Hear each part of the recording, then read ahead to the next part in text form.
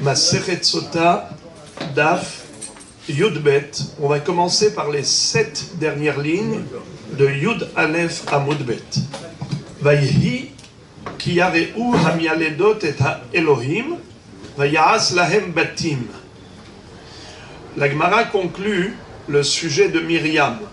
On avait vu dans la Mishnah que Myriam a été récompensée mesure pour mesure, dans le sens où elle a attendu, elle a veillé sur son frère jusqu'à ce qu'elle soit sûre qu'il soit sauvé de l'eau.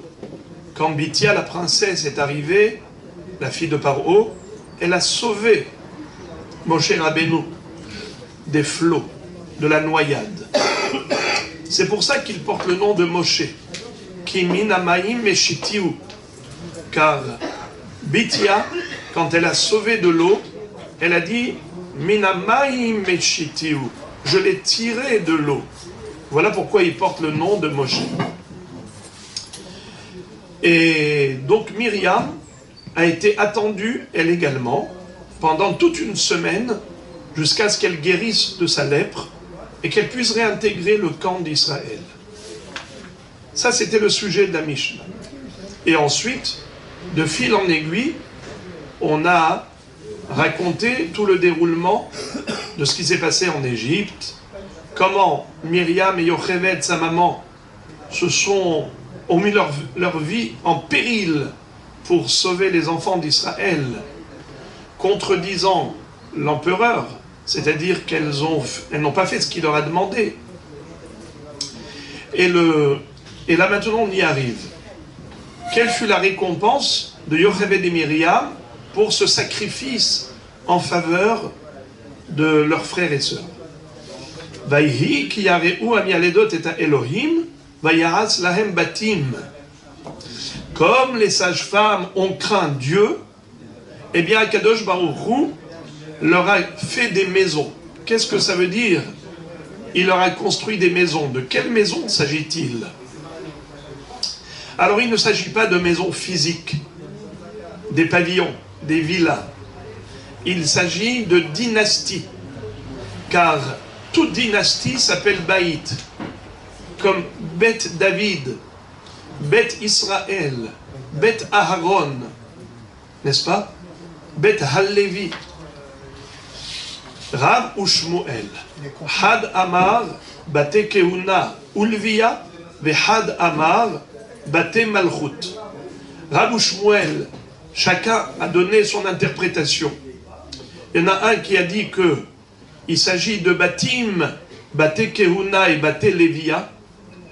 Les Kohanim descendent de Aharon et les Léviim descendent de Moshe, qui étaient les enfants de Yocheved, Hadamar, Bate Malchut, la dynastie royale de David Amelech. Man de Amar, Bate Kehuna Ulvia, Aharon ou Moshe. Man de Amar, Bate Malchut, David Nami Miriam Kaate. David Amelech descend de Myriam Hanevi'a. Il est descendant de Myriam. Et Moshe Rabbeinu, Aaron à Cohen sont les enfants de Yocheved. Dirtiv, d'où sait-on que David Amelech descend de Myriam? Parce qu'il y a un pasouk dans Divrei Hayamim, le livre des chroniques. Vatamot azuva, vaikach lo kalev et Efrat, vateled lo et Hur, uktiv, ve David ben ish Efrati. On voit que Myriam s'appelle Efrat, et David Amelech s'appelle ben ish Efrati. Ça veut dire qu'il est descendant de Myriam, qui s'appelle Efrat. Puisque nous avons cité ce pasouk, qui figure dans Divrei Hayamim, le livre des chroniques. Alors maintenant, la Gemara va nous citer un autre pasouk qui parle de Myriam dans Divrei Hayamim, et on va nous raconter qu'elle s'est mariée avec qui? Avec Kalev ben Yefune. Kalev, c'était l'un des 12 explorateurs. On sait que Moshe Rabbeinu, quand il a envoyé les Meragelim, Les 10, malheureusement, ont fait du Lachon Hara d'Eretz Israël pour dissuader le peuple. Ils les ont plongés dans un désarroi et découragement total en disant que là-bas il y a des géants, on n'a aucune chance de gagner la guerre, on va se faire tuer. Alors que Kalev ben Yefoune et Yahushua ben Nun n'ont pas du tout suivi les Meraglim. Kalev ben Yefoune, il a même carrément osé les contredire devant tout le monde, publiquement. Il leur a dit, mais de qui vous avez peur? De ces géants? On va les manger comme des petits pains, car c'est Akadosh Baruch Hu qui est avec nous, qui nous a fait sortir miraculeusement d'Égypte et qui nous fera rentrer miraculeusement en Israël. On n'a aucune raison d'avoir peur. Kalev ben Yefoune va finir par se marier avec Myriam à Nevi'a. Quand il a vu qui étaient les frères de Myriam à Nevi'a, Moshe Rabbeinu, Aaron à Cohen, il s'est dit, j'aurai la chance d'avoir des enfants qui leur ressemblent, comme disent Chachamim, Rov Banim, Domim Leacheahem. La majorité des enfants ressemblent aux frères de la maman. Donc il s'est marié avec Myriam, sœur de Moshe Rabbeinu et Aaron à Cohen. Mais là maintenant on va nous raconter que Myriam était malade. Myriam, c'était une fille qui était très faible, elle avait une petite nature, elle était maladive, et les garçons ne voulaient pas d'elle. Kalev ben Yefoune, quand il a épousé, c'était vraiment les Shem Shamaim. Il a épousé, il a prise comme sa fille, il s'est occupé d'elle, de la soigner, de la restaurer, de lui fournir tout le nécessaire, jusqu'à ce qu'elle ait guéri. Et quand elle a guéri, elle a embelli. Il s'est marié avec une femme qui n'était pas belle, et elle a embelli grâce à son traitement et à sa gentillesse. Elle est devenue tellement belle, on va voir tout de suite les qualités de Myriam. Mais je voudrais dire entre parenthèses une petite introduction. Là maintenant, la Gemara va nous citer des psukim qui figurent dans Divrei Hayamim, le livre des chroniques. Il faut savoir que le livre le plus difficile à étudier, c'est Divrei Hayamim. Pourquoi? Parce que généralement, on a le pshat et on a le drash. Chaque pasouk, il a son explication simple, mais il y a les commentaires, l'approfondissement du pasouk. Tout ce qui se cache dans les interlignes, dans les profondeurs. Mais nous avons une règle. En mikra yotse mide pshuto. Un pasouk, même si on lui apporte tous les commentaires, mais il ne faut pas oublier déjà le pshat littéral, l'explication simple, avant de parler d'analyse profonde. Ce qui n'est pas le cas du livre des chroniques. Le livre de Divrei Hayamim, là-bas même le pshat n'est pas un pshat. C'est-à-dire celui qui va traduire littéralement, il est sûr de se tromper. Car en réalité, et nous allons voir des exemples, en réalité, la Torah fait allusion à des choses beaucoup plus profondes, et si on n'a pas de Kabbalah, si on n'a pas reçu de nos maîtres l'explication, eh bien on peut carrément être dans le brouillard et dire des bêtises. Là, d'ailleurs, la Gemara dans Masechet Megillah d'Afiut Gimel, il y avait un rav qui disait Ribono Shel Olam, tu nous as donné le livre d'Ivrei Hayamim, qui fait partie du canon biblique. Et très souvent, on parle d'une même personne, et on dit qu'elle a eu tel enfant et tel enfant et tel enfant, et en fait, il ne s'agit pas du tout d'enfants biologiques, il s'agit de qualités spirituelles et intellectuelles de la personne, et on les appelle les enfants. Un peu comme Noah. Elle est Toledot Noah. Noah ish tzadik tamim haya bedorotav. Voici la descendance de Noah. Il était un homme pieux, un homme intègre. Et pourtant, on ne parle que de lui. Et qu'est-ce que dit Rashi? Ikar toldotehem shel tzadikim ha'asim tovim.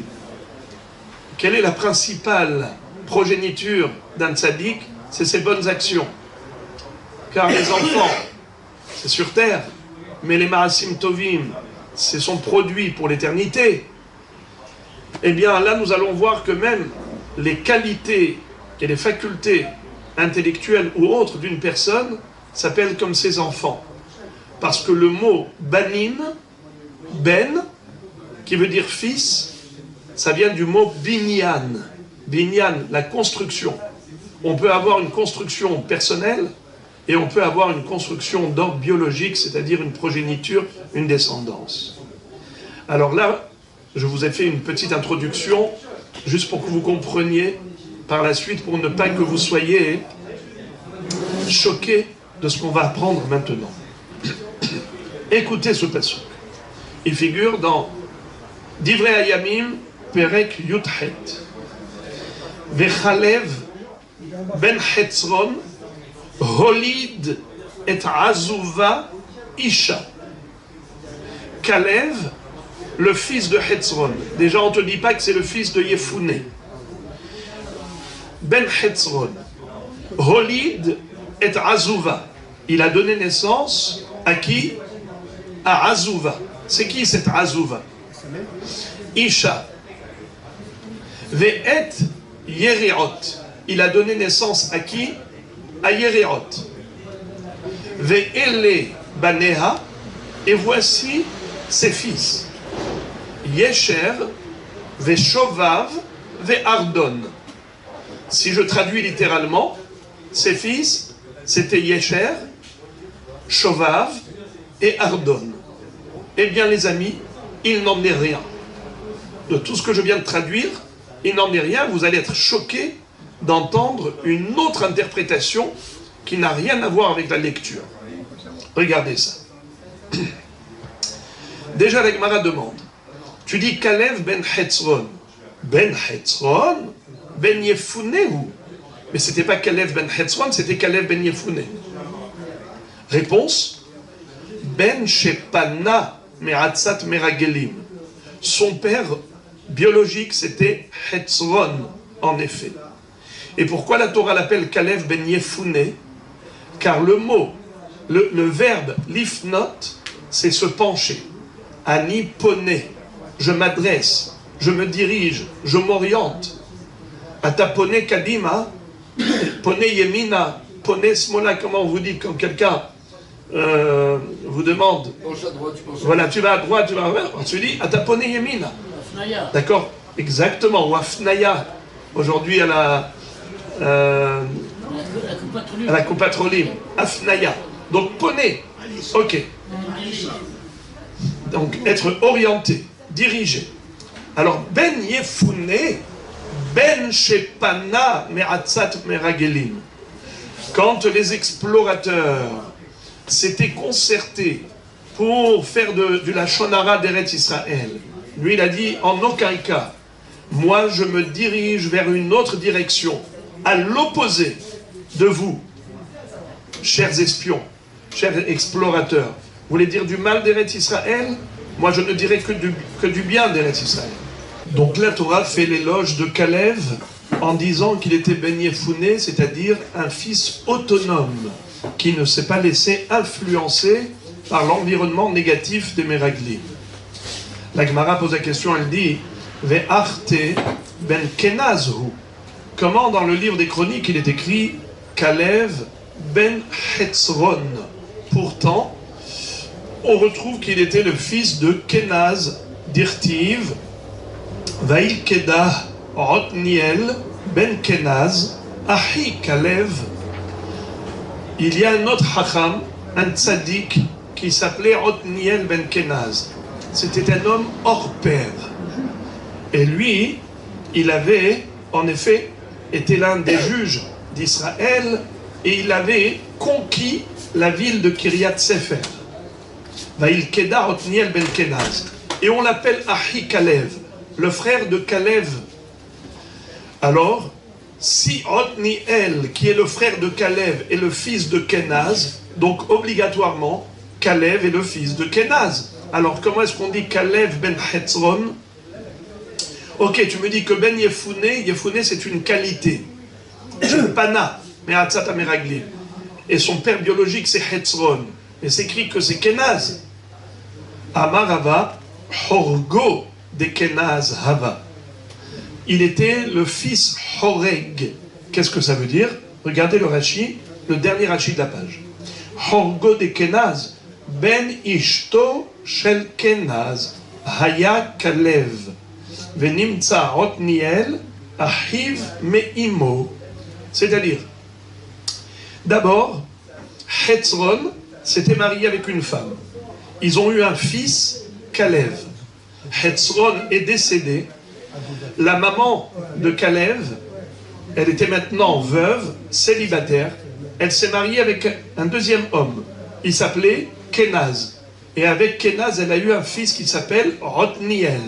Donc Rotniel et Kalev sont deux demi-frères. Ils ont la même mère, mais pas le même père. Donc lorsqu'on dit que Kalev était le frère de Rotniel ben Kenaz, c'est vrai. Mais son père à lui biologique, c'était Hetzron, le premier mari de sa mère. Mais il était le fils adoptif de Kenaz. Car Kenaz, quand il s'est marié avec la maman de Kalev, il a adopté Kalev. Azouva, c'est sa mère. Comment? Azouva, c'est sa mère. Attendez. Pour l'instant, je vous ai dit, c'est hyper compliqué. Donc on va les hâte. Ce qu'on lit, on l'explique. Suivant la Torah, normalement, on dit un tel, fils d'un tel. Ouais. Même qu'il soit mort. Bien on sûr. le rappelle. Bien sûr, mais quand... alors c'est pour ça qu'on a donné les deux. Dans le sens où il y avait le père biologique et le père adoptif. On n'a pas dit clairement que Kalev était Ben Kenaz. On n'a pas dit ça. On a dit clairement Kalev Ben Hetzron. On a dit que Kalev était le frère de Otniel Ben Kenaz. Alors Kenaz, c'est le père adoptif de Kalev.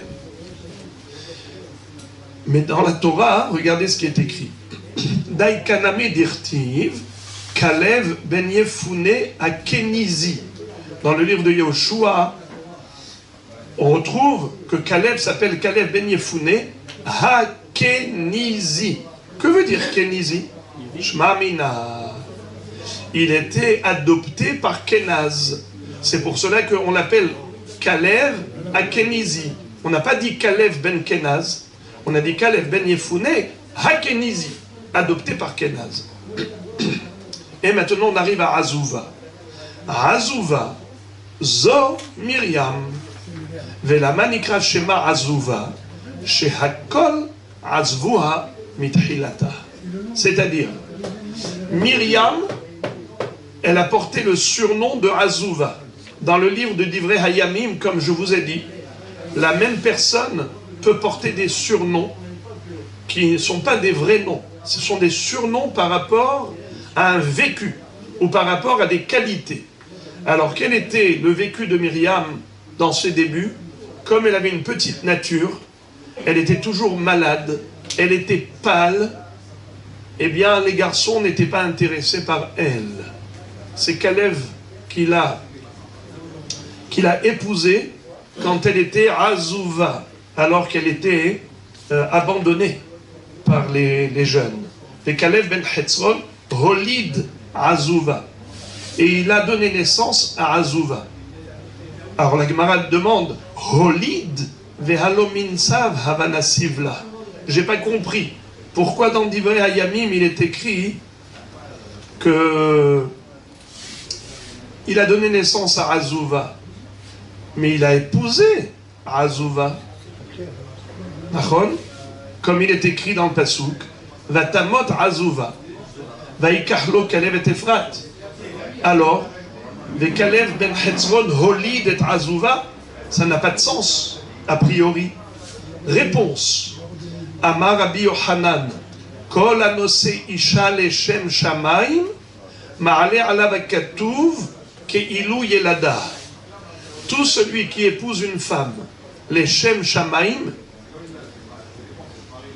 pas pour un intérêt personnel, mais parce que Dieu a demandé de se marier, eh bien, même si cette femme n'a pas de qualité physique particulière, il se marie avec elle c'est comme s'il lui a donné naissance à cette femme. Il peut l'appeler sa fille. C'est pour ça qu'il est écrit Ve Kalev holid et Azuva. Kalev a donné naissance à Azuva. Azuva, elle était abandonnée par les garçons, et lui, justement, il s'est marié avec elle. C'est comme si il a enfanté, parce que nous allons voir qu'il va lui donner toute sa vigueur. Et comment elle s'appelle? Regardez-moi ça. Ve'kalev etzon holid et Azuva isha ve'et yiriot ve'lebaneha yesher ve'shova ve'ardon. What is it? Regardez ça. Yeriot shehayu paneha domim le yeriot. C'est-à-dire que le visage de Myriam était tellement pâle qu'il était blanc comme des tentures. Yeriot, c'est des tentures avec lesquelles on construit des tentes. Ça veut dire qu'elle n'avait pas de teint. Elle n'avait pas un beau teint. Ve'ele baneha yesher ve'shova ve'ardon. Al tikre baneha ela boneha. Voici ses enfants. En fait, ce n'étaient pas les enfants. Boneha, c'est que son mari l'a construite. Son mari lui a donné une colonne vertébrale. Il a redressé Myriam. Il lui a donné l'envie de vivre. Il lui a donné des médicaments. Il lui a donné à manger. Et il était derrière elle pour la soutenir. Et voilà que il a construite. Maintenant, Yesher et Shovav et Ardon, en fait, ce sont trois qualités de Kalev ben Yefune. Yesher, Sheisher et Atzmo, c'est-à-dire, il s'est redressé. Quand les Meraglim ont tenté d'entraîner Kalev ben Yefune avec eux, pour dire du mal d'Eretz Israël, eh bien, lui, au lieu de se tordre avec eux, il s'est redressé. Yisher et Atzmo, Yachar, il est resté droit. Il ne s'est pas laissé corrompre. Shovav, chez Shibev et Titzro. Un Shovav, en général, les voyous, on les appelle Shovav. Pourquoi? Parce que ce sont des enfants rebelles. Mais lui, il s'est rebellé contre qui? Contre son Yetzer Hara. Shovav chez Shibev et Titzro. Ve Ardon chez Rada et Titzro. Il a maîtrisé son Yetzer Hara. Voilà donc trois qualités de qui? De Kalev ben Yefune. Veika de Amre. Al shayu paneha domim le vered. Ardon, ça vient du mot vered, une rose. Elle est devenue belle comme une rose, Myriam, quand elle a guéri grâce à Kalev ben Yefune. Ou les Ashur Avit et Koa, encore un pasouk dans Divrei Hayamim. Et comme je vous ai dit, le livre des chroniques, il est juste inexplicable, incompréhensible, si on n'a pas l'interprétation de nos maîtres. Les Ashur Avit et Koa, Ayush et Nashim, Hel'a Vena'ara. Si on traduit littéralement, il y avait un homme qui s'appelait Ashur, qui était le père de Tekoa. Il avait deux femmes, l'une qui s'appelait Hel'a et l'autre qui s'appelait Na'ara. Figurez-vous qu'il n'en est rien. Ashur ze Kalev. Velama nikra shemo Ashur, sheusharu panav beta'aniot. Pourquoi est-ce que Kalev ben Yefune porte le nom de Ashur dans Divrei Hayamim? Ça vient du mot shahor, noir. Il s'est noirci le visage à force de jeûner. Quand est-ce qu'il a jeûné? Il a jeûné lorsque les Meraglim ont tenté de l'entraîner vers un mauvais chemin, de dire du Lachon Hara d'Eretz Israël. Eh bien, il a été pèleriné sur le caveau des patriarches et il a jeûné pour prier à Hachem de lui donner toutes les forces d'indépendance et d'autonomie intellectuelle face aux Meraglim. Il a réussi à leur faire face et tenir bon dans sa fidélité à Hachem. Avi Shenaasala Ke'av. Il est devenu comme un papa pour Myriam. Comme on a dit, celui qui épouse une femme, les Shem Shamaïm, c'est comme s'il était son père, comme si elle était sa fille. Il s'occupe d'elle. Avi Tekoa. Alors on a dit que Avi, encore une fois, c'est pas vraiment un père, c'est un qualificatif. Il s'est comporté comme un père envers Myriam. Et pourquoi Tekoa? Dites Koa, ça veut dire planter quelque chose qui est stable. Comme par exemple un pieu que l'on plante dans le sol pour tenir la tente. Alors on est tokeya, ou un clou. On est tokeya un clou. Toute chose qui va être fixée, plantée de manière stable, ça s'appelle takoua. Alors pourquoi est-ce que Kalev porte le nom de Tekoa? Shetaka et libo le aviv sheba shamayim. Car il a fixé son cœur de manière stable dans sa fidélité envers Hachem. C'est-à-dire qu'il ne s'est pas laissé entraîner par l'influence négative des Meraglim. Il a dit, dans mon cœur, il n'y a que Hachem, et en aucun cas je ne parlerai du Lachon Hara d'Eretz Israël. On a dit donc qu'il avait 2 femmes. Est-ce que vraiment Kalev avait 2 épouses? Réponse, non. Il n'avait qu'une seule, elle s'appelait Myriam. Mais Myriam est considérée comme 2 femmes. Pourquoi? Il y avait Myriam d'avant et Myriam d'après la guérison. Naasat Myriam kishte nashim hel'a vena'ara. Lo hel'a vena'ara havai, ela batehila hel'a ulbasof na'ara. Le mot hel'a, c'est un qualificatif de Myriam qui était malade. Elle était holla. Hel'a, ça veut dire mahala. Elle était malade. Et donc elle était très pâle. C'est la raison pour laquelle aucun garçon ne voulait l'épouser. Mais lui, Kalev ben Yefune, qui était un super tzaddik, et qui l'a épousé les Shem Shamaïm, et qui s'est occupé de la soigner, quand elle a guéri, elle a rajeuni. Elle est devenue Na'ara. C'est un qualificatif de Myriam. Ubene hel'a, tseret, ve'tsohar, ve'etnan. Alors regardez, on a déjà dit que le mot bene, ici c'est pas en tant que fils biologique, c'est en tant que binyan. La construction personnelle d'un individu, c'est une qualité personnelle qui est sa propre construction. Eh bien lui, Bene Hel'a, lorsque Myriam s'est construite, une fois qu'elle a guéri, alors regardez qu'est-ce qu'elle est devenue. Tseret, Tsohar et Etnan. Qu'est-ce que je vous avais dit les amis? Que tous ces noms ne sont pas des noms, ce sont des surnoms qu'il faut interpréter au sens figuré. Tseret, Shenarasi Tsara le Havroteha. Sohar, Shayupaneha Domim Katsaoraim, Etnan, Shekol Aroeota Molich Etnan Leishto. Extraordinaire. Myriam a tellement embelli qu'elle est devenue la concurrente de toutes les femmes.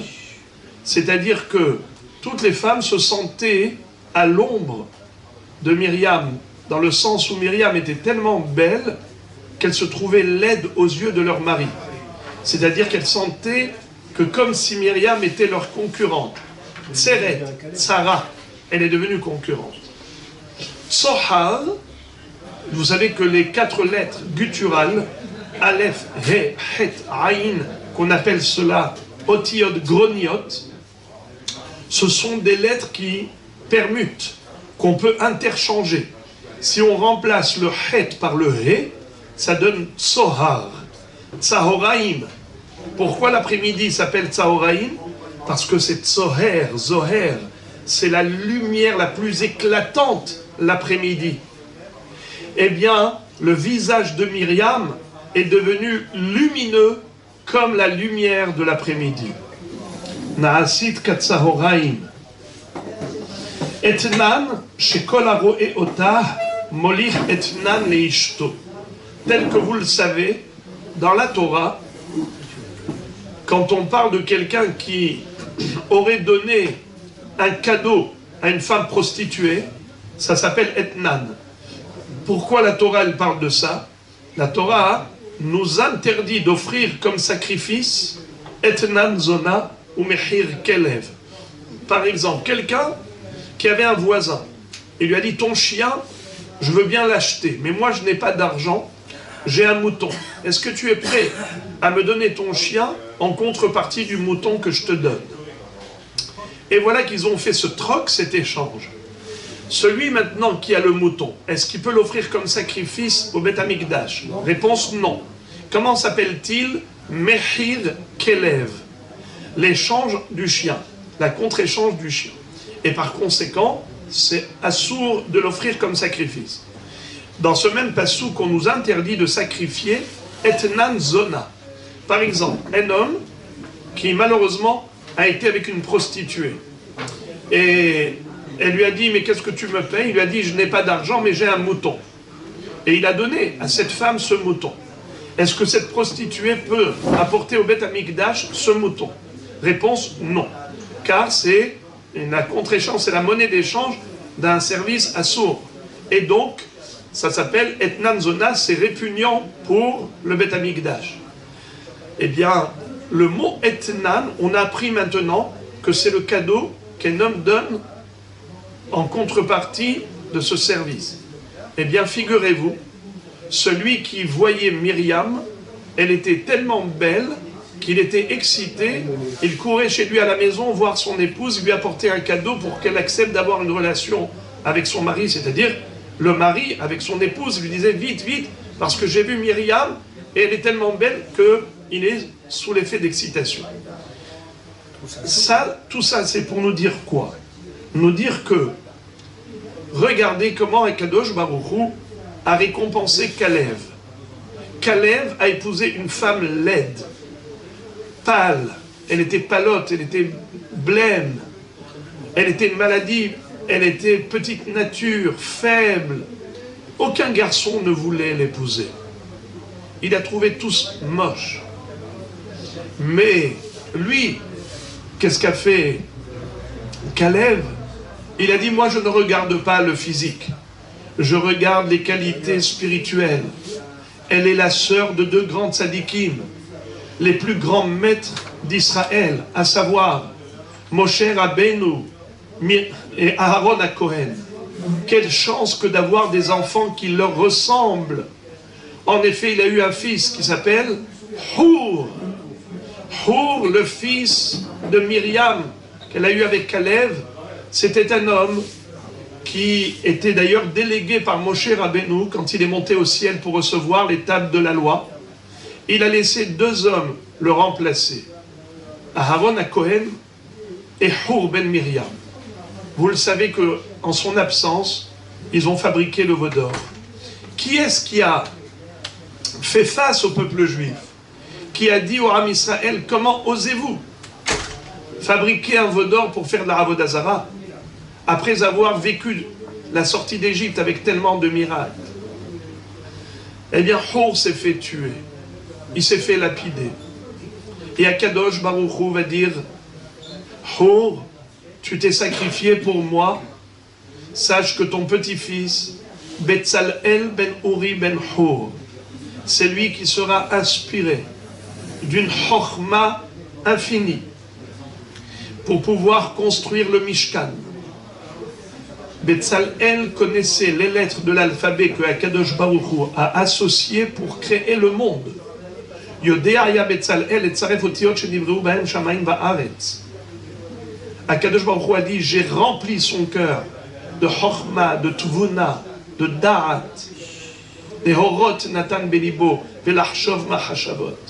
Moshe Rabbeinu a dit à Betzalel: tu portes bien le nom de Betzalel, car tu étais Betzalel, tu étais à l'ombre de Dieu. Même ce que je ne t'ai pas dit, tu l'as su, alors que Dieu me l'avait révélé qu'à moi.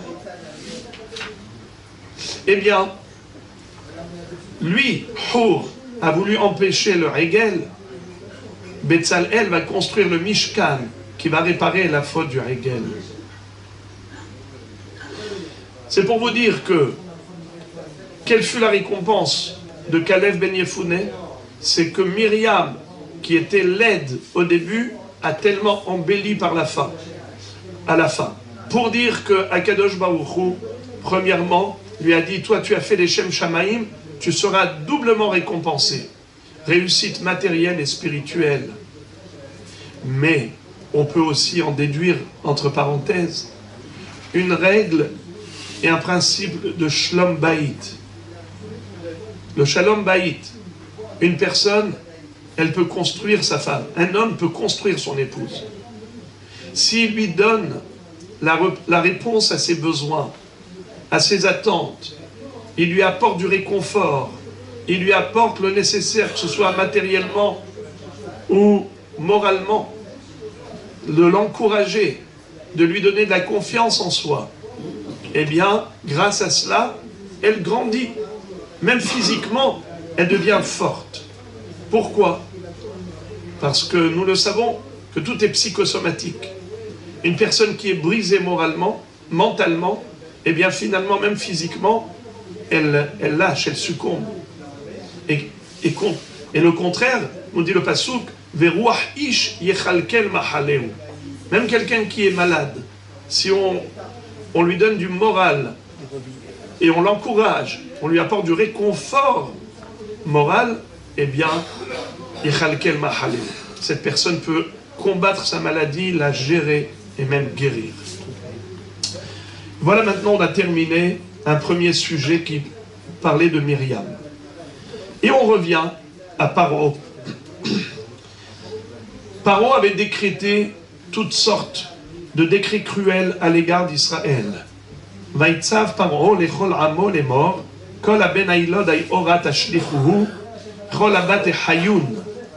Paro avait ordonné à son peuple de jeter les garçons dans le Nil.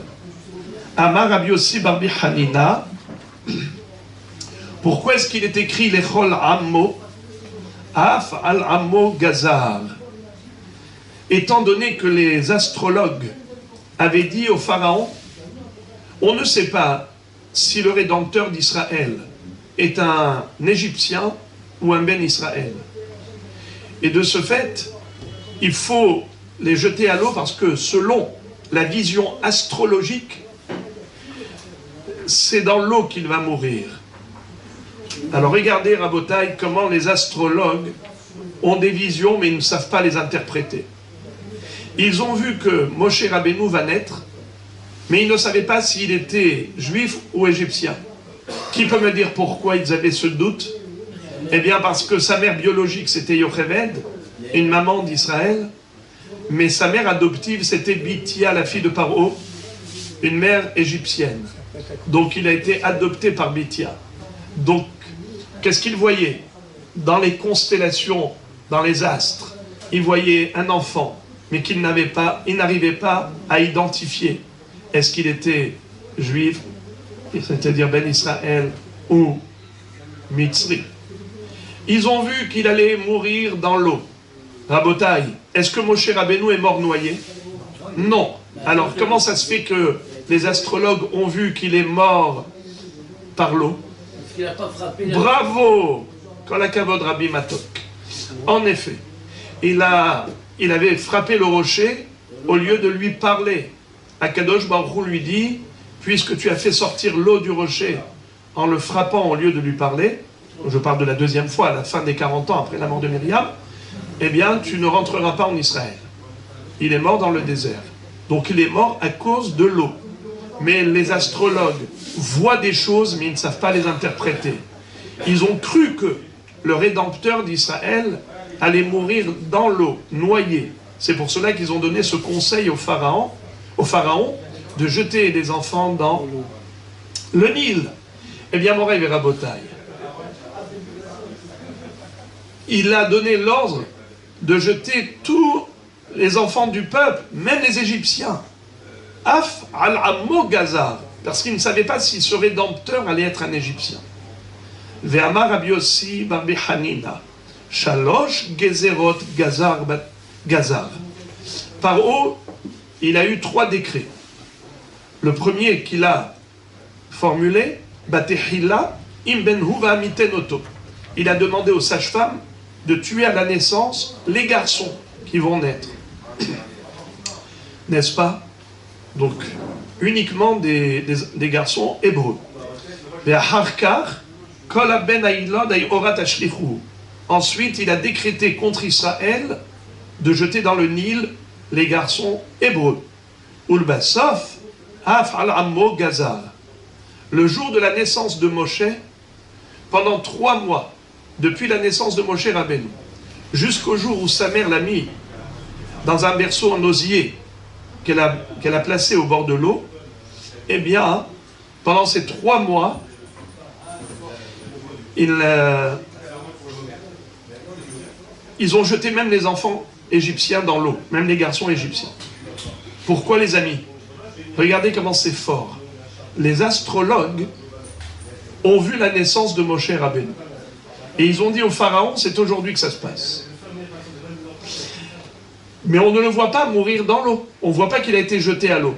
Pourquoi? Car sa mère l'a gardé pendant combien de mois? Vatitz peno shelosha yerachim. Elle a caché pendant 3 mois. Et on va voir tout de suite pourquoi elle n'a pas pu le cacher davantage. Mais en tout cas, dès qu'elle a vu que c'était impossible de le garder à la maison, elle a mis dans un berceau en osier qu'elle a mis au bord de l'eau. Qu'est-ce qu'ont vu les astrologues dans les étoiles, dans les constellations? Dans ces visions astrologiques, qu'est-ce qu'ils ont vu? Que ça y est, Moshe est mort. Il est dans l'eau. En fait, ils n'ont pas compris qu'il était dans un berceau en osier. Alors ce jour-là, ils ont arrêté de jeter les bébés dans l'eau. Car tout le but, l'objectif de Paro, c'était de porter atteinte à Moshe Rabbeinu. Car les astrologues avaient prédit l'avenir en disant qu'il va y avoir un enfant qui va te destituer de ton trône, qui va accabler l'Égypte, qui va la ruiner par les 10 plaies en effet. Moshe Rabbeinu, c'est lui qui va être envoyé par Akadosh Baruch Hu pour les Asaramakot et pour la noyade des Égyptiens. Alors ils se sont dit, il faut se débarrasser de Moshe Rabbeinu et d'étouffer le poussin dans l'œuf.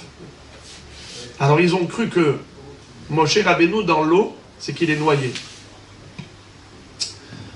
Regardez la suite. Vayelech ish mi bet Levi. Qui était le père de Moshe Rabbeinu? Amram, qui était du Shevet Lévi. Vayelech ish mi bet Levi, vayikach et bat Levi. C'était qui la fille de Lévi? Yocheved. Yocheved était la fille de Lévi. Et lui, Amram, était le petit-fils de Lévi. Il s'est marié avec qui? Avec sa tante. Lechan halach, Amar Rav Yehuda bar Zevina, shehalach ba'atzat bito. Pourquoi il n'est pas écrit tout simplement que Amram a pris Yocheved? Pourquoi tu dis Vayelech? Il est parti. Il est parti où? La Torah en général ne s'exprime pas dans ces termes. Elle ne dit pas Vayelech. Elle dit Vayikach. Il a pris une femme. Réponse. Tana, la Baraïta nous enseigne à Amram Gedol Hadoraya.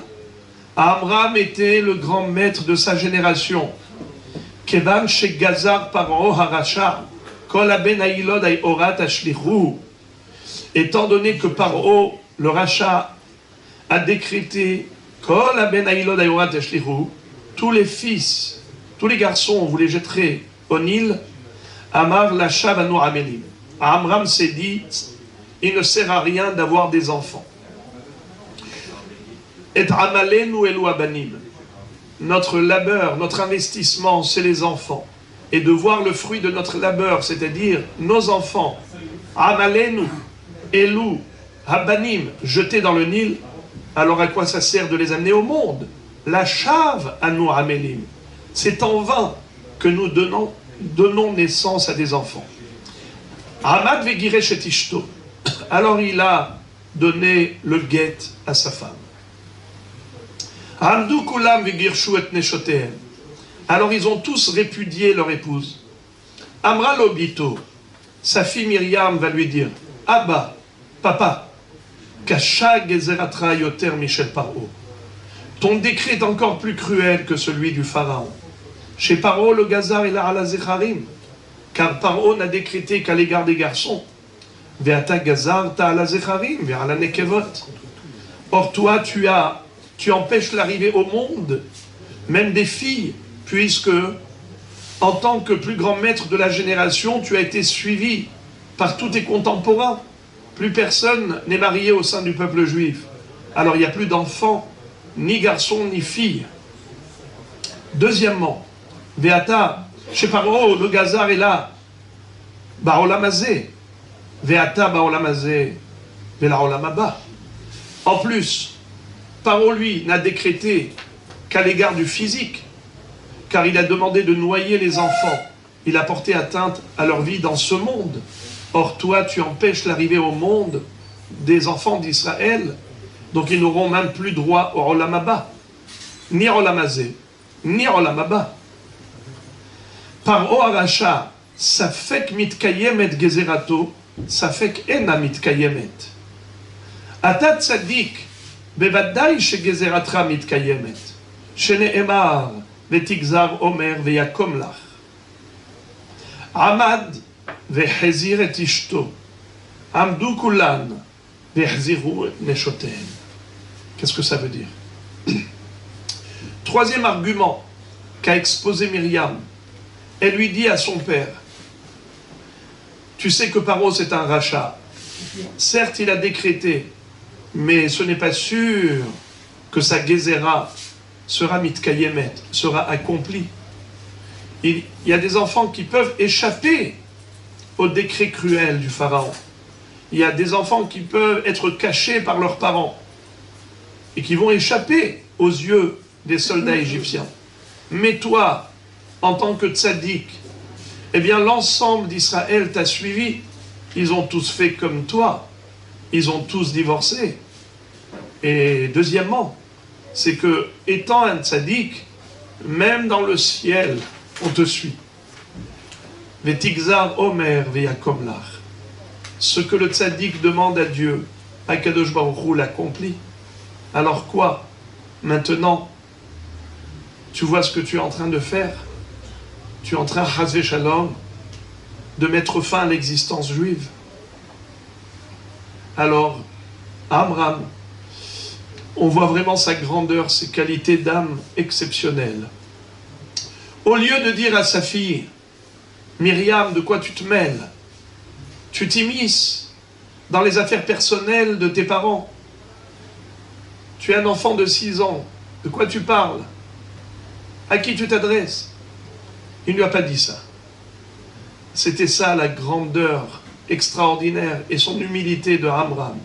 Il a accepté le Emet. Un message de vérité, même s'il est transmis par un enfant, il faut l'accepter. Et il a dit, Myriam, tu as raison. Je vais récupérer ta maman. Je vais me remarier avec elle. C'est pour ça qu'il est écrit, Vayeler, Ish mi bet Levi, Vaikach et bat Levi. Il a été, ça veut dire, il a suivi le conseil de sa fille. Il n'est pas resté obtus, têtu. Il a dit, si elle a raison, je fais ce qui est raisonnable. Et c'est comme ça qu'il a récupéré Yocheved. Et il s'est marié avec elle. À nouveau. Alors la Gemara pose la question, elle dit, Vaikach, Vayachazor mi ba'eleh. Puisque c'était un deuxième mariage, c'est un remariage avec la même femme. Donc il ne fallait pas employer le terme de Vaikach qui veut dire il a épousé comme si c'était la première fois. Il fallait dire Vayachzor, il est revenu à elle, puisque c'était un remariage. Réponse. Amar Rabbi Yehuda bar Zvina, she'asala ma'ase likuhin, oshiva be'apirion, Aaron ou Myriam merakedim lefaneha, ou mal'aché asharet amru, em abanim semecha, Alléluia. C'est-à-dire qu'en fait, Amram n'a pas fait ça en cachette, un mariage discret. Au contraire, il a voulu que tout le monde le voie, qu'il s'est remarié, pour donner l'exemple à tout le monde pour se remarier. Il a fait en grande pompe, comme si c'était un premier mariage. Il lui a fait un dénuptial. Apirion asalo hamelech shelomo. Atara she'iteralo imo. Merci. Pas de sucre. Pas de sucre. En effet, il a fait un très beau mariage à Yocheved. Il a installé dans une belle choupa un dénuptial, un beau apirion. Et qui a dansé devant Yocheved et Amram? C'était Myriam et Aaron qui dansaient devant leurs parents, qui ont repris, qui se sont remariés. Et les anges chantaient. Moshivi akeret habayit, em habanim semecha. Alléluia. Em habanim semecha. Yocheved, tu peux t'estimer heureuse d'avoir eu des enfants pareils. Vaikach et bat Lévi. Amram a pris la fille de Lévi. Au lieu de dire il a pris Yocheved, c'était une femme déjà, comme on dit en français, majeure et vaccinée. C'est écrit bat Lévi, comme si c'était une petite jeune, la fille de Lévi. Efshar bat mea ou shloshim shana havia bekarela bat. Quel âge elle avait quand il a reprise? Il a récupéré sa femme pour se remarier avec elle. Quel âge elle avait? 130 ans. Et on l'appelle Bat Lévi comme si c'était une petite jeune. Hein? Elle avait 130 ans. Et d'où on sait qu'elle avait 130 ans? On va voir ça tout de suite. De Amar Rabbi Hama Barbi Hanina. Zo Yocheved Shehorata Baderech Veledata Ben Ahomot Shene'emar Asher Yalda Ota Lelevi Bemitzrayim. Ledata Bemitzrayim Ve'en Horata Bemitzrayim. Vous savez que les bénis Israël sont restés en Égypte 210 ans. Quel âge avait Moshe Rabbeinu en sortant d'Égypte? 80 ans. S'ils étaient en tout 210 ans, 210 moins 80, 130. Donc sa mère, la mère de Moshe, quel âge elle avait au moment où elle lui a donné naissance? 130 ans. Nahon. Et comment est-ce possible? C'est qu'elle est née Ben Ahomot. Il est écrit Beshiv'im nefesh yardu avotecha mitzrayma. La famille de Yaakov Avinu comptait 70 âmes. Beshiv'im nefesh. En réalité, il n'était que 69. Car lorsqu'on fait le calcul, tu vas voir les enfants de chaque tribu, tu comptes, tu arrives maximum 69. Alors pourquoi le Passouk nous dit 70? C'est que Yocheved est né Ben Ahomot. C'est-à-dire que sa mère était enceinte d'elle quand ils sont descendus en Égypte, et elle est née juste en arrivant après à la frontière égyptienne. Entre les murailles, eh bien, sa naissance a eu lieu en Égypte, mais Horata, sa grossesse, était avant. C'est pour cela que on nous dit 70 âmes, mais c'est avec Yocheved, chez Ledata Bemitzraim, Ve'en Horata Bemitzraim. Donc elle avait 130 ans. Alors pourquoi on dit Bat Lévi? Amar Aviuda, chez Nol Duba Simane Naharut. En fait, elle a rajeuni. Akadosh Baruchou, elle a fait ensemble exactement comme Sarah Imenu, alors qu'elle était ménopausée, elle a eu ses règles, alors qu'elle était ridée, sa peau est redevenue toute jeune. C'est comme ça que la Torah l'appelle Bat Lévi, sans botox et sans traitement spécial. Vatahar Aisha, Vateled Ben, Ve'avat Mi'abrabe. Vous savez que Yocheved était déjà enceinte au moment où Amram avait donné le guet à Yocheved. Yocheved ne le savait pas, ni Amram, mais en fait elle était déjà enceinte de Moshe Rabbeinu. Et donc ils se sont séparés. Quand il a reprise, En fait, elle était déjà enceinte depuis 3 mois. Vatahar Aisha vateled ben. Pourquoi il est dit qu'après qu'il est reprise, Yocheved, la femme, elle est tombée enceinte, mais elle était déjà enceinte. 3 mois plus tôt, déjà avant le premier divorce, avant le divorce. Amar Rav Yehuda bar Zvina, makish ledata lehorata, mahorata shelo betzar, af ledata shelo betzar. Mikan lanashim atzadkaniot, shelo hayu bapitka shel Hava.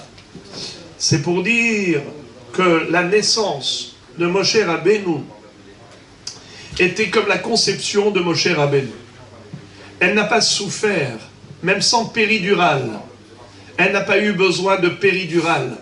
Son accouchement était très facile, comme la conception. Pourquoi? Car la douleur de l'accouchement, c'est une malédiction qui a été adressée à Hava, la première femme du monde, quand elle a fauté.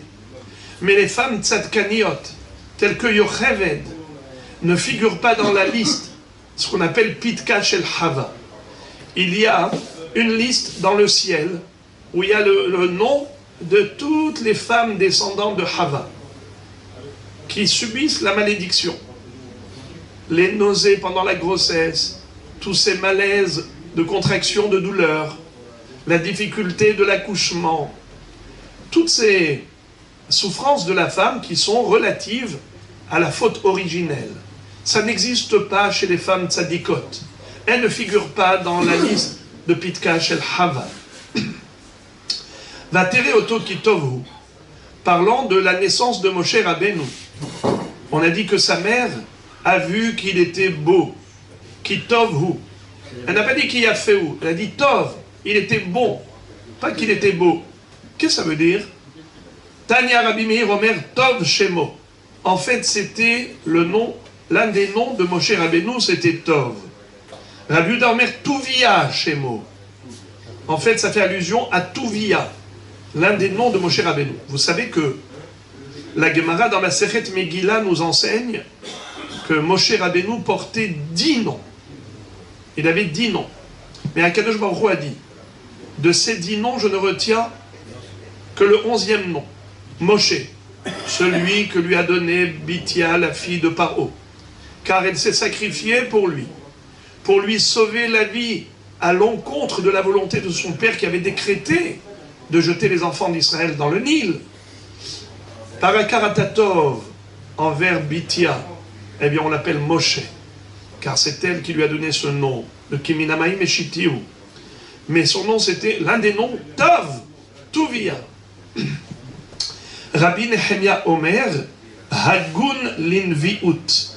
En effet, il s'appelle Tov parce que plus tard, il va devenir un prophète et il était digne de cela depuis sa naissance. Acherim Omrim Nolad Keshehu Mahul. Pourquoi il s'appelle Tov? Elle a vu qu'il est né circoncis, c'est-à-dire qu'il est déjà parfait. Un Ben Israël, il naît avec la Orla, avec le prépuce, ce qui fait que l'homme est imparfait. Il obtient la perfection justement par la Brit Mila. Mais Moshe Rabbeinu n'en avait pas besoin. Il est né Mahoul. D'ailleurs, hier, on avait vu que même David Amelech est né circoncis. C'est pour ça que Mirtam, les David, Marvetam. Chachamim Omrim. Chachamim nous disent pourquoi il s'appelle Tov. En fait, Batere Oto Kitovu, elle a vu qu'il était bon, car on retrouve le terme de bon à propos de la lumière. Quand Dieu a créé la lumière, il est écrit Vayar Elohim et Haor ki Tov. Eh bien, Moshe Rabbeinu a éclairé par sa lumière toute la maison. Beshara shenolad Moshe nitmale habayit kulo or. Quand Moshe Rabbeinu est né, la maison s'est remplie de lumière. Ktiv acha vatere oto ki tovu, urtiv atam vayar Elohim et Haor ki Tov. Le mot Tov, on le retrouve aussi bien à propos de Moshe comme à propos de la lumière. Vatit speneu shelosha irahi. Elle a caché Moshe Rabbeinu pendant 3 mois. Qu'est-ce que ça veut dire? Delo manu amitzrim ela misha'a de ahdera. Pourquoi elle a pu le cacher pendant 3 mois? Pourquoi elle a pu le cacher pendant 3 mois? Parce qu'il est né avant. Il a été gommé, il a arrêté. Exactement. Il a arrêté de téter. Car eux, les Égyptiens, ne savaient pas que Yocheved était enceinte depuis le premier mariage. Ils ont cru qu'elle est tombée enceinte après le deuxième mariage. Donc ils ont compté 9 mois de grossesse depuis le deuxième mariage. Mais étant donné qu'elle était enceinte depuis le premier mariage, quand ils ont divorcé, ils ne savaient pas qu'elle était enceinte. Elle était enceinte. Ils se sont remariés quand? 3 mois après. Les Égyptiens disent, ah, ils se sont mariés maintenant, on va revenir dans 9 mois voir s'il n'y a pas un enfant qui va naître. En fait, ces 9 mois de grossesse à elle se sont clôturés déjà en comptant 9 mois de grossesse, mais depuis le premier mariage. Mais même, il était né prématuré. Nahon? Il était né prématuré aussi. Non, mais là, ici, on n'a pas besoin de dire que, d'après cette Gemara, ce que vous dites, c'est un midrash, qu'il est né prématurément. Mais d'après la Gemara, non, il n'est pas né prématurément. Il est né au terme de 9 mois de grossesse. Comme on fait le calcul, puisqu'elle était enceinte, comme la Gemara l'a dit, depuis le premier mariage, il y a eu 3 mois entre divorce et remariage, ça fait qu'elle était enceinte déjà 3 mois. Quand elle s'est remariée, il y avait déjà 3 mois de grossesse.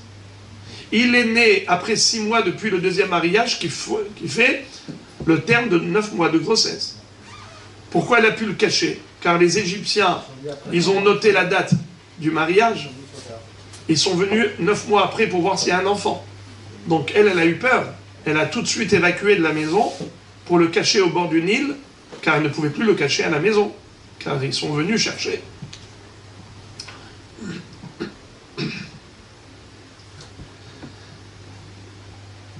Velo yachla odat sefino. Elle ne pouvait plus le cacher. Amaï, pourquoi pas? Titzpene betezil. Elle n'a qu'à le cacher encore et encore. Comme elle a caché 3 mois, qu'elle le cache davantage. Et là, kol echad de'avu shamayim mitzrae demitiale dienuka, mamtu yenuka atam kichil ele shamayinu ume'ave. Dirtiv echezu lanu shu'alim, shu'alim ketanim mehabbelim keramim uchramenu semadar. Qu'est-ce que ça veut dire? Les Égyptiens avaient une stratégie terrible. Lorsqu'ils savaient qu'une maman devait accoucher, une femme juive devait accoucher, ils amenaient un petit bébé égyptien, ils rentraient avec à la maison, ils le faisaient pleurer, et la nature des enfants, c'est quand il y en a un qui pleure, l'autre aussi pleure. Il lui répond avec des pleurs. Alors ils ont dit, même si elle cache son bébé, eh bien on va amener un autre bébé. Donc elle ne pouvait pas le cacher davantage. Elle était obligée d'aller le mettre dans un berceau en osier au bord de l'eau. De quel passouk on apprend cette stratégie? Eh bien c'est mentionné par allusion dans Shir HaShirim. Echezulanu shu'alim, shu'alim ketanim mechabelim keramim uchramenu semadar. Les shu'alim ketanim, les petits renards, la ruse des Égyptiens. Ils nous amenaient des petits Égyptiens, shu'alim ketanim, des petits renards, pour les faire pleurer dans la maison, pour attraper, pour entrer dans notre vigne. Qui a été comparé à un vignoble? Kerem Israël. Israël a été comparé à un vignoble. Comme il est écrit, Gefen mi Mitzraim tassia, dans Teilim. En effet, nos raisins étaient encore tout petits. Ou keramenu semadar. Qui sait qu'est-ce que c'est que semadar? Semadar, c'est des petits raisins qui ne sont pas encore mûrs. Eh bien, lorsque keramenu semadar, notre kerem, notre vignoble, donnait des fruits encore tout petits, nos bébés étaient encore tout petits, eh bien ces shu'alim ketanim, ces petits renards, venaient pour couper les petits raisins, c'est-à-dire tuer les petits enfants. Qu'est-ce qu'a fait sa maman? Vatikachlot evad gome. Elle lui a fabriqué un berceau en osier. Maishna gome. Pourquoi de l'osier? Amar Rabbi Elazar, Mikan la tzadikim shemamonam haviv alehem yoter migufam. Vekol kach lama lefi she'en poshtim yedehem bagezel.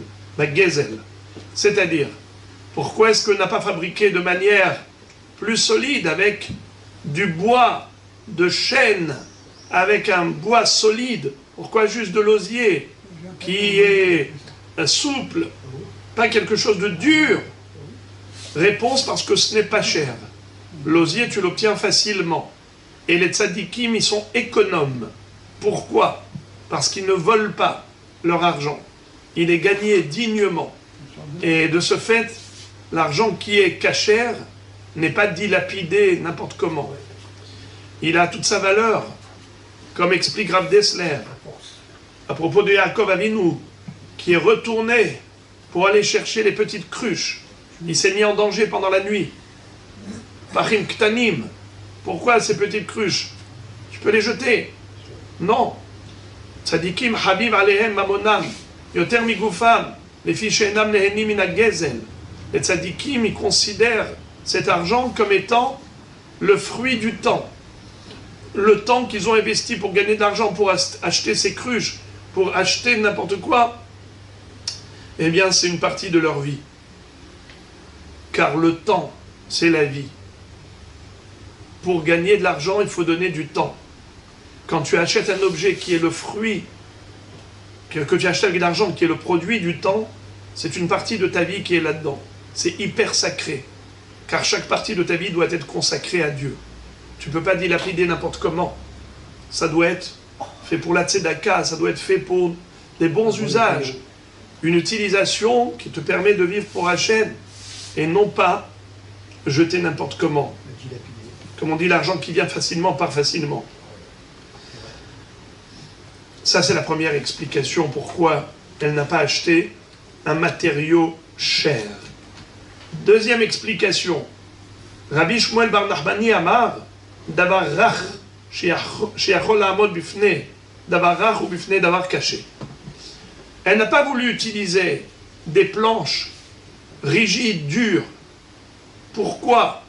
Même si ça paraît solide, mais quand vous mettrez ce berceau dans l'eau, la malle, le caisson en bois dur, dans l'eau avec le bébé dedans, alors c'est vrai que ça va flotter sur l'eau.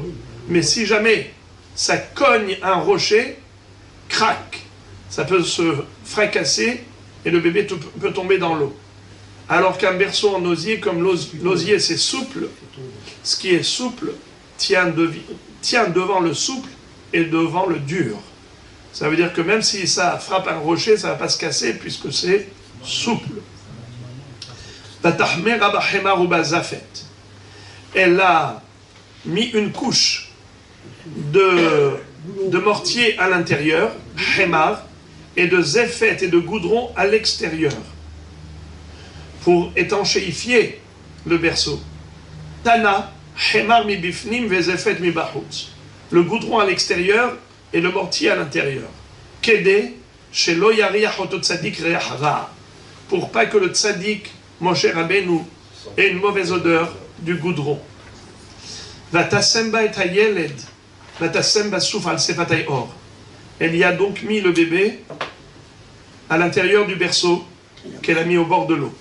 Rabbi Elazar Omer, Yam Souf, c'était en fait ce Yam Souf qui était lié au Yehor.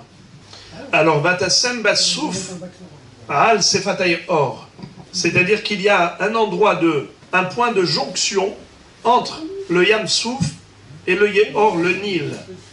À un moment donné, ils se joignent.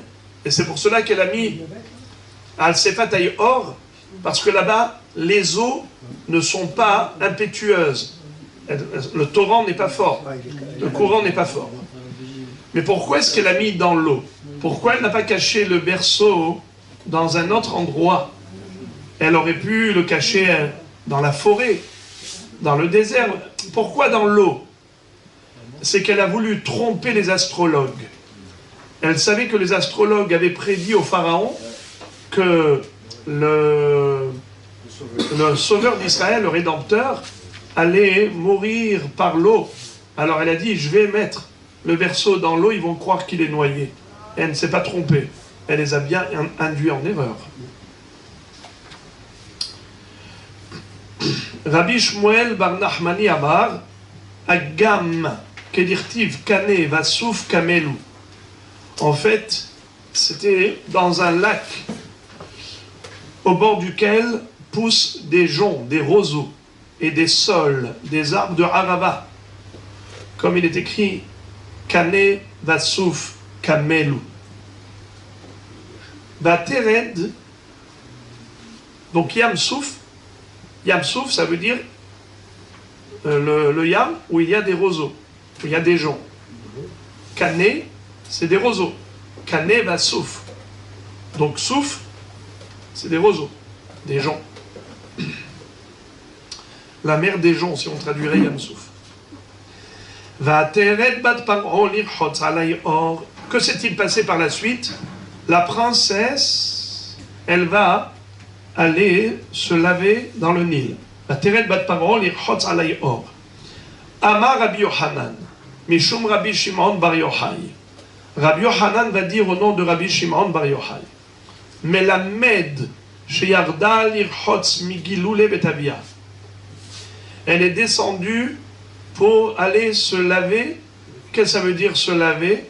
C'est pas simplement se baigner pour aller nager. Elle est partie en fait au mikvé. Pourquoi? Pour se convertir au monothéisme, pour se laver de l'idolâtrie de son père. Sheyarda lirchotz migilule betavia. Vechen hu omer imrachatz Hashem et soat benot Sion. Et on retrouve que le verbe lirchotz s'applique également à la teshuva. Quand Akadosh Baruch Hu va laver les filles de Tzion, c'est-à-dire il va nous nettoyer spirituellement de la crasse et de l'impureté qui recouvre notre neshama, il est écrit Rahatz Hashem Tzoad Batzion. Pareil, elle aussi, elle a été l'irchotz migilule betavia. Elle a été se laver de la saleté de son père, c'est-à-dire l'idolâtrie. Donc elle s'est convertie à la foi en Dieu. Elle a abandonné l'idolâtrie de son père. C'est pour ça qu'elle s'est trempée dans ce mikvé. Vena'arotea holchot aliadai or. Et ses servantes marchaient à côté, elles allaient plutôt à côté du Yehor, du Nil. Amar Rabbi Yochanan en halichazu el alashon mita. Chenu omer. En fait, quand il est écrit que ces servantes partaient à côté du Yehor, ce verbe partir, c'est partir de ce monde. Comme on retrouve que le verbe partir a été utilisé par Esav pour la mort, quand il a dit à Yaakov Avinu, Hine anochi holech lamut. Je pars pour mourir. Eh bien, la même chose. Holchot, c'est qu'elles ont été tuées. Par qui? Par le Malach. Regardez ça. Pourquoi le Malach a tué les servantes de Bithia? Car quand elle a aperçu le berceau en osier dans le Nil,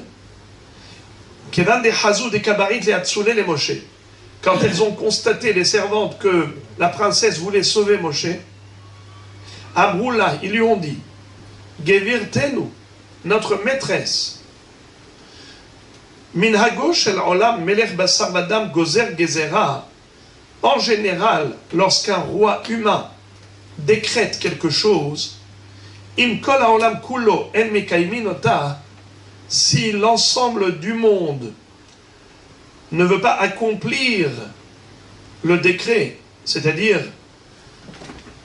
ne veut pas s'exécuter,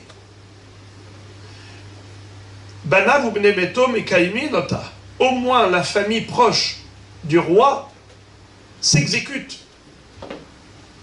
Ve'at enveret al gzerat avich, et toi tu fais le contraire. Toi qui es la fille du roi, tu fais le contraire de ce qu'a demandé ton père de faire. Lui, il a dit qu'il faut jeter les bébés d'Israël dans le Nil, et toi, tu veux le sauver. Elles ont tenté de la dissuader pour ne pas qu'elle se laisse influencer. Ba Gabriel behavatan bekarka. L'ange Gabriel est venu et les a fouettés sur le sol, c'est-à-dire qu'il les a fait tomber sur le sol et les a tués. Batishlah et amata batikaheha. Alors tout de suite, Agmara va poser une question. Si on traduit que Amata, c'est sa servante, mais il n'y avait plus de servante, tu as dit que Gabriel les a tués. Alors patience. D'abord, que veut dire Vatishlah et Amata Vatikaheha? Elle a envoyé sa Amma et elle a récupéré le berceau où se trouvait Moshe Rabbeinu. Rabbi Yehuda et Rabbi Nehemia sont en mahloket. Hadamar Yadah et Hadamar Shifhata. Il y en a un qui dit, que veut dire Amata? C'est sa main. Et l'autre dit, Amata, c'est une Amma, c'est une servante. La Gemara interprète cette mahloket de Rabbi Yehuda et de Rabbi Nehemia. Mande Amar Yada, celui qui dit que Amata, ça veut dire sa main, dirtiv Amata. Puisque c'est écrit Amata, Amma, c'est une coudée, donc c'est son bras. Celui qui a dit que Amma ici, ça veut dire une shifha, comme Amma Ivriya, c'est une shifha. Parce que si c'était sa main, on aurait écrit sa main, alors maintenant, la Gemara pose la question à chacun.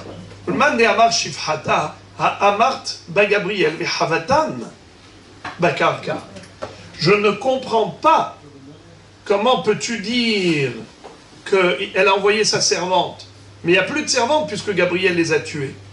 Réponse des Shayer la Hada, des Lav Orha, des Batmalka, les Mika Mehuda. Il lui en a laissé une seule survivante. Il a tué la majorité, il a laissé une, car ce n'est pas faisable de laisser une princesse, la fille du roi, toute seule, sans accompagnement. Donc il lui a laissé une, mais elle ne sera pas influencée par une seule. D'autant plus qu'elle a vu qu'elles sont toutes mortes. Ulman de Amar Yada, Lichtovi Yada.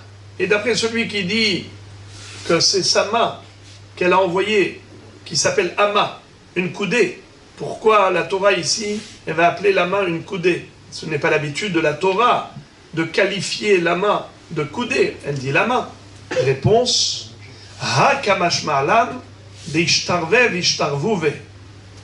c'est pour nous dire que sa main, son bras, s'est rallongé et devenu de plusieurs coudées.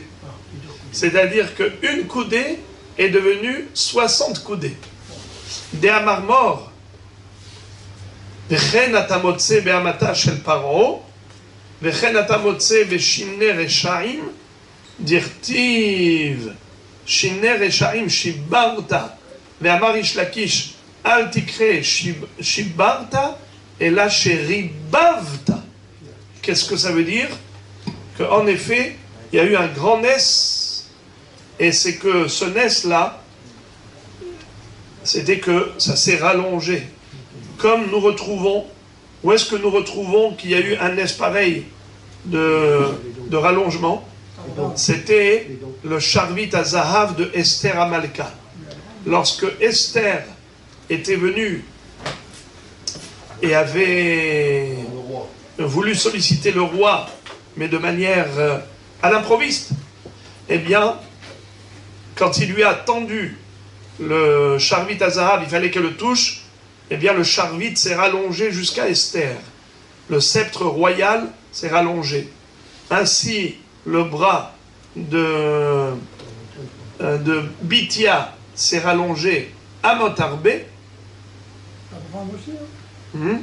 Abraham, Comment? quand il dit Vaishlach Abraham et Thiado. Je ne connais pas.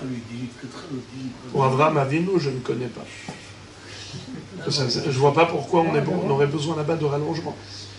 Et pareil pour Shinner et Shaim. C'est qui Shinner et Shaim? C'est Og Melech HaBashan. Vous savez que Og Melech HaBashan était un géant incroyable qui avait déraciné une montagne pour la jeter sur Israël. Qu'est-ce qu'a fait Akadosh Baruch Hu?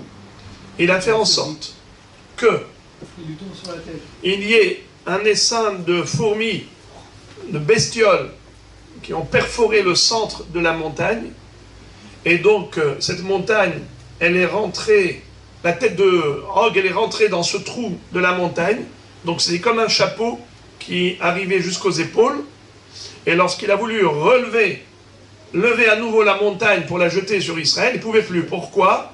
Akadosh Baruch Hu a fait pousser les dents de Og Melech HaBashan qui se sont plantées dans la montagne, et donc c'était impossible pour lui de retirer la montagne. Et donc il se retrouve avec ce chapeau qui lui arrive jusqu'aux épaules et qui lui couvre, la montagne qui lui couvrait toute la tête. À ce moment-là, je peux dire à Moshe Rabbeinu, à toi d'agir. Moshe Rabbeinu prend son épée et il va frapper Og Melech HaBashan à la cheville, et il va... Parce que Moshe Rabbeinu, figurez-vous, il mesurait combien de coudées? 10 coudées, 5 mètres. Son épée, elle mesurait combien? 10 coudées, 5 mètres. Et il a fait un bond de combien? 10 coudées, 5 mètres. Ça fait 15 mètres, il est arrivé juste à peine à la cheville de Og Melech HaBashan. Quand il lui a donné ce coup, donc il a été déstabilisé, et Og qui est tombé à la renverse, il s'est écrasé sous cette montagne même qu'il avait soulevée pour tuer Israël. Eh bien, il est mort avec. Shine Rechaim Sheri Bavta, que tu as rallongé. Eh bien, on voit ici 3 rallonges. Le sceptre royal pour Esther Amalka, le bras de Bithia Bat Paro et les dents de Og Melech HaBashan. Vatiftach vatir'eu et hayeled vatere mibaele amar Rabbi Yossi Rabbi Hanina shera'ata shechina imo. Elle a vu avec le bébé. Au lieu de dire vatir et hayeled, c'est écrit vatir et hu. Elle a vu hu. Aniva hu oshi'ana. Elle a vu le He, le Vav, elle a vu la Shechina avec Moshe Rabbeinu. Donc, comme elle s'était convertie au judaïsme, elle était apte à avoir cette vision prophétique.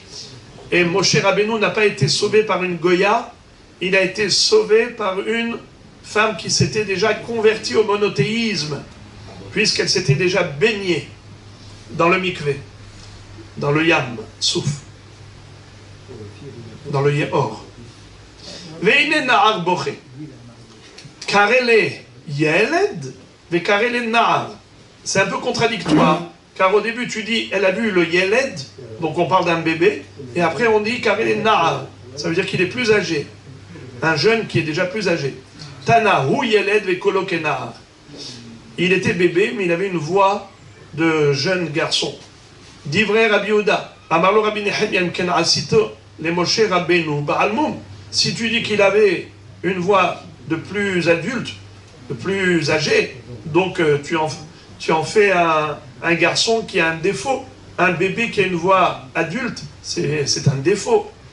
Et là, melamed chez Astalo imo hupat neurim bateva amra shema lo ezke le hupato. Incroyable. Qu'a-t-elle fait? Yocheved, elle lui a construit un dénuptial sur la Teva. Elle a fait comme une choupa au-dessus de Moshe Rabbeinu dans ce berceau en osier. Elle a dit, si jamais elle ne mérite pas de voir son mariage, alors que ce bébé ait déjà eu sa choupa, déjà dans son berceau, comme si elle avait célébré son mariage. Voilà pourquoi il s'appelle Yeled, et il s'appelle Nahar, jeune homme. Parce qu'il était bébé, mais elle a considéré comme un jeune homme qui rentre sous la choupa. Et Bithia, la princesse, a eu pitié de lui. Elle a dit, mais lui, c'est un des enfants hébreux.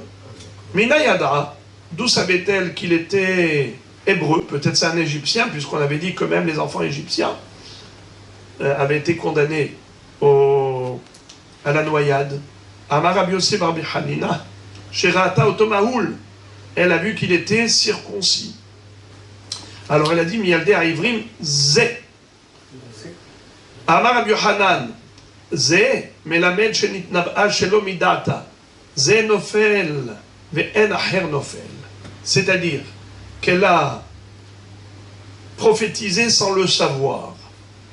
Elle a dit, celui-là c'est le dernier, qui sera jeté dans le Nil. Car en effet, Moshe était le dernier enfant à être jeté dans le Nil. Qui peut me rappeler pourquoi? Je l'ai dit tout à l'heure. Qui est-ce qui peut me rappeler pourquoi Moshe a mis fin au décret royal de jeter les bébés dans le Nil?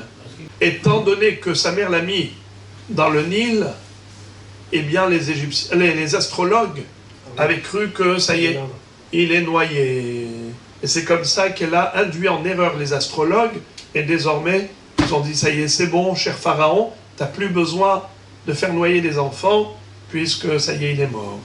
והיינו דאמר רבי אלעזר, מה דכתיב וכי יאמרו עליכם דירשו אל העובד ואל הידעונים המצפצפים והמהגים. Lorsque le prophète Ishaïa va dire à Israël, ne vous laissez pas influencer par les goïms qui vous incitent à aller consulter des marabouts, des magiciens, des sorciers, des nécromanciennes, dirshu el haovot ve'la ideonim hametzaftzefim ve'amehagim, c'est-à-dire qui sifflent comme des oiseaux, ces marabouts, tsofim ve'nam yodaim matsofim, mehagim ve'nam yodaim mamehagim, c'est-à-dire metzaftzefim, ils voient, ils ne savent pas ce qu'ils voient, ils interprètent, ils ne savent pas ce qu'ils interprètent. C'est-à-dire, les astrologues avaient vu dans une vision que le Rédempteur d'Israël allait mourir par l'eau. Voilà pourquoi ils ont décrété de les noyer tous dans le Nil. Quand sa mère l'a mis dans un berceau, dans l'eau, Amrou, ils se sont dit, tout lo hazinan ki aosimana. On ne voit plus le fameux signe de l'existence du Rédempteur. Ça y est, il est dans l'eau.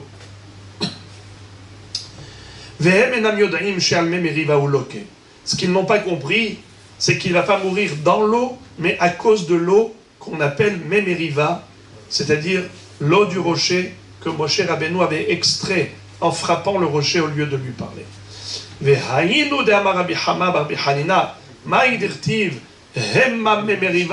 Asher ravu ben Israël et Hashem, hema sheraou itstagnine paro vetaou. Qu'est-ce que ça veut dire? Quand on parle dans Parashat Hukat des eaux du rocher que Moshe Rabbeinu avait fait sortir en frappant au lieu de parler, eh bien, il est écrit hema Memeriva. Ce sont les eaux de la dispute. C'est quoi ce sont les eaux? Comme si on sait de quelle eau on parle. Des eaux connues, avec l'article défini. Elles étaient connues de qui ces eaux? Eh bien, elles étaient connues des astrologues, du pharaon. C'est-à-dire, en fait, la Torah dit, maintenant tu comprends quelle était l'erreur des astrologues égyptiens. C'est qu'ils ont cru que Moshe Rabbeinu allait mourir dans l'eau, mais en fait, c'était pas dans l'eau. C'était par ces eaux. Hema Memeriva, les eaux du rocher, c'est de ces eaux qu'il s'agissait. C'est cela qui correspond à la vision astrologique des Égyptiens qui n'ont pas su interpréter ce qu'ils avaient vu. La Torah dit Hema, c'est ces eaux-là. Hema Memeriva. D'ailleurs, Moshe Rabbeinu va dire quelque chose de très fort. והיינו דקאמר משה 600,000 רגלי העם אשר אנוכי בקרבו אמר להם משה לישראל בשבילי ניצלתם כולכם. C'est-à-dire, vous savez que les bébés, les garçons, quand ils naissaient, ils étaient jetés dans l'eau. Jusqu'au jour où Moshe Rabbeinu, comme on a dit, quand sa mère l'a mis dans un berceau au bord de l'eau, ça y est, il n'y avait plus de Gézéra à l'encontre des bébés qui naissaient, les bébés d'Israël. Ça y est, on ne les jetait plus dans le Nil. Moshe Rabbeinu va dire plus tard, Sheshmeot Elef Ragli. Le mot Ragli, on le retrouve dans le sens de les Ragli, grâce à moi. Par exemple, quand Yaakov Avinu a dit à Lavan, Dieu t'a béni grâce à moi, il va y avoir les Ragli. C'est grâce à moi que tu as eu tellement de troupeaux alors que tu n'en avais pas beaucoup. Grâce à moi, tu as eu des fils alors que tu n'avais que des filles. Rachel et Léa. Donc nous voyons que les Ragli, ça veut dire Baravouri, grâce à moi. Et bien là aussi, Moshe Rabbeinu va dire au Bnei Israël dans le désert, Sheshmeot Elef, Ragli. C'est grâce à moi que vous existez, vous les 600 000. Pourquoi? Car le jour où ma mère m'a mis dans le berceau, au bord de l'eau, et les Égyptiens ont cru que ça y est, le sauveur d'Israël est mort, noyé, eh bien ça y est, plus aucun d'entre vous n'a été noyé dans l'eau. Alors, les 600 000 hommes, Sheshmeot Elef Ragli, c'est grâce à moi. Et maintenant, je comprends pourquoi aussi on dit que Rabbi Akiva, quand il a voulu réveiller ses élèves qui somnolaient pendant le shiur, il a voulu attirer leur attention. Il leur a posé une devinette. Il leur a dit, dites-moi, qui est la femme qui a donné naissance à 600 000 personnes? Alors, ils ont dit, qui? Il leur a dit, Yocheved. Elle a donné naissance à Moshe, qui est équivalent à 600 000 personnes. Alors, en général, ça veut dire que lui, il les a fait sortir d'Égypte, il était envoyé par Hachem pour cela. Donc, on peut dire, voilà, c'est par son mérite. Az Yashir Moshe, ou Vnei Israël. Moshe était comme tous les Vnei Israël. Mais maintenant, on a une nouvelle compréhension. C'est qu'il leur dit que déjà en Égypte, ils n'ont pas été noyés grâce à lui. Il est un ave, Moshe. Nachon. Mais c'est vrai qu'il dit ça. Oui, mais c'était parce que c'était dans un contexte où ils s'étaient plaints par rapport à la viande. Ils ont dit, on a marre de la manne, on veut de la viande. Et il va dire à Kadosh Baruch Hu, pourquoi c'est moi qui dois prendre tout sur mon dos? Est-ce que c'est moi qui ai donné naissance à ce peuple? Pourquoi je dois subir toutes ces plaintes? Mais en fait, comme si Moshe Rabbeinu s'auto-répond, oui, oui, c'est moi qui ai donné naissance à ce peuple. Il faut que j'assume. Rabbi Hanina bar Papa Amar Oto Hayom 21 בניסן היה.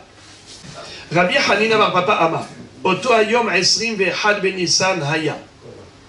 Ce jour-là, c'était le 21 Nissan, où Moshe Rabbeinu aurait dû, Chazvé Shalom, se noyer, comme avaient vu les astrologues.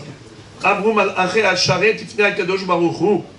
Mais les anges du service dans le ciel ont dit devant Dieu, Ribono shel olam, maître du monde, Mi she'atid lomar lefanecha shira alayam, beyom ze, ilke beyom ze. Le 21 Nissan, ça correspond à quelle date? Le 7e jour de Pessah. Sheviri shel Pessah, c'est le jour de Shirat Hayam. Quand on a chanté pour la première fois Az Yashir Moshe, c'était au bord de l'eau. Et c'était le 21 Nissan.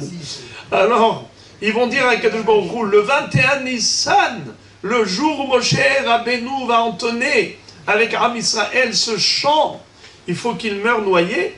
Donc il a été sauvé le 21 Nissan de la noyade grâce au chant qu'il va chanter plus tard, après la noyade des Égyptiens et le sauvetage d'Israël des eaux. Combien de temps après ça va être? 80 ans. Bish lama leman de Amar. Alors, excusez-moi. Deuxième opinion, Rabbi Ahabarbi Hanina Amar, Oto Hayom Shisha Besivan Haya. La date, c'était pas 21 Nissan, c'était le 6 Sivan. Abrum al-Aché al-Sharet ifne al-Kadosh Baruch Hu. Ribono shel olam, mi she'atid lekabel Torah mehar Sinai biyom ze, ilke biyom ze. Maître du monde, celui qui va recevoir la Torah de ta main, le 6 Sivan, celui qui va recevoir la Torah, qui va être l'intermédiaire entre toi et Israël pour Matan Torah, le 6 Sivan, faut-il qu'il meure en cette date-là, qu'il se noie? Et voilà comment il a été sauvé de la noyade.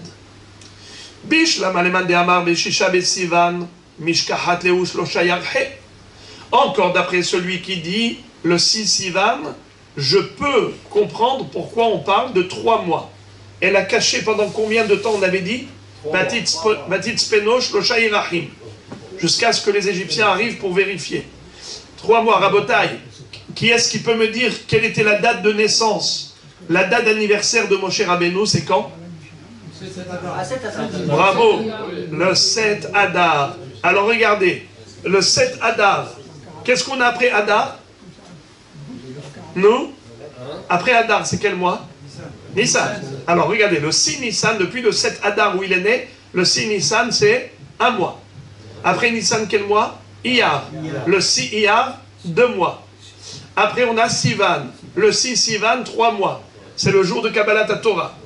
Alors, la plaidoirie des Malachim, c'était comment tu vas laisser noyer cet homme qui va recevoir la Torah le 6 Sivan. En effet, ça correspond exactement à 3 mois depuis sa naissance, puisqu'il est né le 7 Adar, le 6 Sivan, ça fait 3 mois plein. Batit Speno, Shelosha, Irahim, elle a caché pendant 3 mois. Mais d'après celui qui dit que c'était le 21 Nissan, et il est né le 7 Adar, comment est-ce que tu as 3 mois? Regardez. Bish la maleman de amar beshisha besivan mishkahatla Shelosha yarhe. De amar mor beshiv'a be'adar met, ou beshiv'a be'adar nolad Moshe. Ou mishiv'a be'adar be'ad shisha besivan. Tlata yarhe, ça nous donne 3 mois plein. Et là, les man de amar be'esrim be'ehad be'nissan, echi mishkahatla. Comment tu peux trouver 3 mois? Tu dis que sa mère, elle a caché pendant 3 mois, c'est écrit dans la Torah. Mais s'il est né le 7 Adar, comment tu fais 3 mois pour arriver au 21 Nissan? De 7 Adar, après Adar, qu'est-ce qu'on a? Nissan. Donc ça fait 1 mois et demi, ça fait même pas 3 mois. Ça fait pas 3 mois. Réponse, Ota Shana Me'ober Taïta. C'était une année où il y avait 2 Adar. Une année embolismique. Alors, Rubo shel Chodesh Rishon, des Rubo shel Aharon, Be'emtsari Shalem. En fait, on a la majorité du premier mois, du 7 Adar à la fin du mois de Adar, ça nous fait déjà 3 semaines. Ça fait la majorité. Donc ça fait 1 mois. Ensuite, on a tout le mois du deuxième Adar. Et après, on a le 21 Nissan, ça fait depuis Rosh Chodesh Nissan jusqu'au 21 Nissan, ça fait 3 semaines de Nissan. Ça fait la majorité du mois. La majorité du premier mois. La majorité du 3e mois. Et la totalité du mois intermédiaire, ça nous fait 3 mois. C'est pas vraiment 3 mois pleins, comme d'après celui qui dit ici Sivan, mais ça nous fait 3 mois qui ne sont pas pleins, majorité du premier, majorité du dernier, intermédiaire entier. Voilà comment on a compris le pasuk. Batit Speno, Shelosha, Yerahim. Elle a caché pendant 3 mois.